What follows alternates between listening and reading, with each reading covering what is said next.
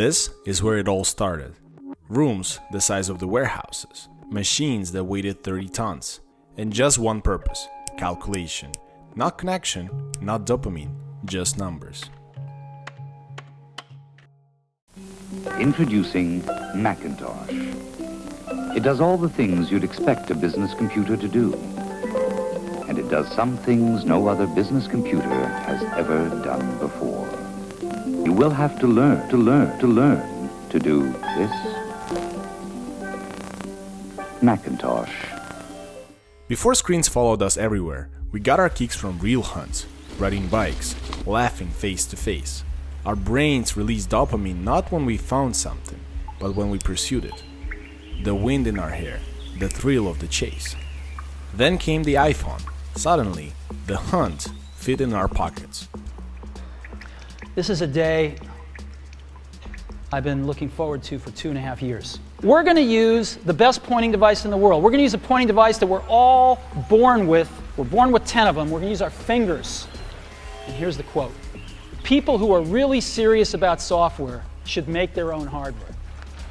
You know? A text, a like, a viral clip. Social media promised connection, but rewired the hunt. Dopamine wasn't for climbing trees anymore. It lit up when we pulled to refresh, like a slot machine, every single time.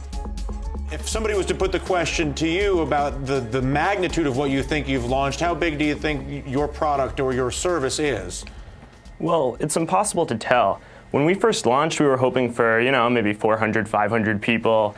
Harvard didn't have a Facebook, so that's the gap that we were trying to fill. And now we're at 100,000 people, so who knows where we're going next. We're hoping to have many more universities by the fall, hopefully over 100 or 200. And from there, we're going to launch a bunch of side applications, which should keep people coming back to the site and maybe could make something cool. We were sold a lie. Technology will unite us. Instead, it pulls us into cages of curated content. Algorithms learned us. They fed us outrage, perfection, FOMO. We stopped seeing people. We saw profiles, background checks, echo chambers. Human connection reduced to uncertainty reduction. I mean, ultimately, is it making people happier right now? Most technology, I would say no. In fact, you and I were talking about social media before this, about just not having Instagram on your phone and not dealing, and you feel better. Yes, I think that one of the issues with social media, it's been pointed out by many people, is that I think maybe particularly Instagram, people look like they have a much better life than they really do. Right. And now, the next phase: smart glasses, cameras and frames, microphones and hinges, recording strangers without consent, no more off button, no more private moments.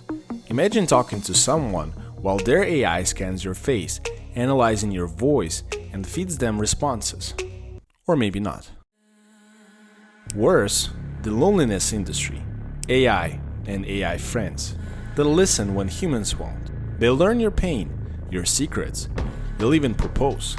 But they're not companions, they're algorithms, exploiting isolation to keep you addicted, to keep you paying, and we are handing them our most vulnerable. I'm going to be honest with you.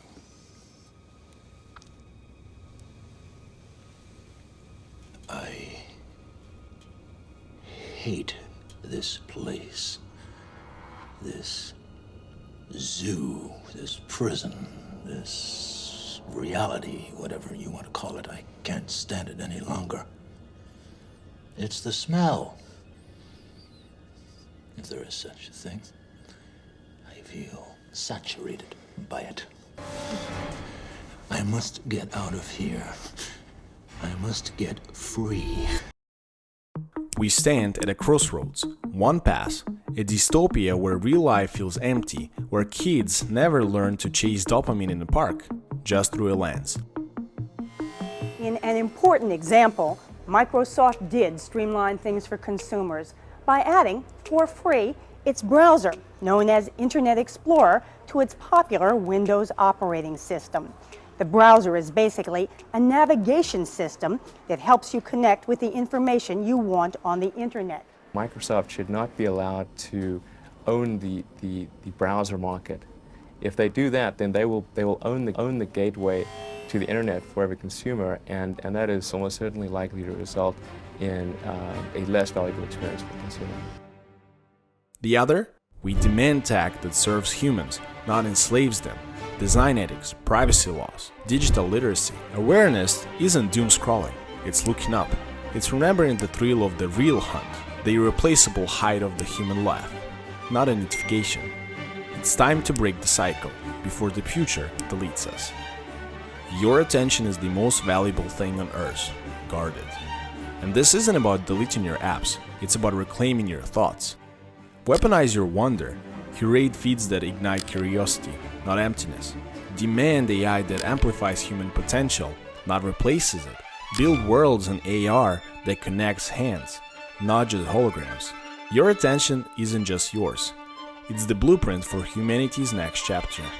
Be the anomaly, the rebel who looked at the future and said, "We hunt for meaning now."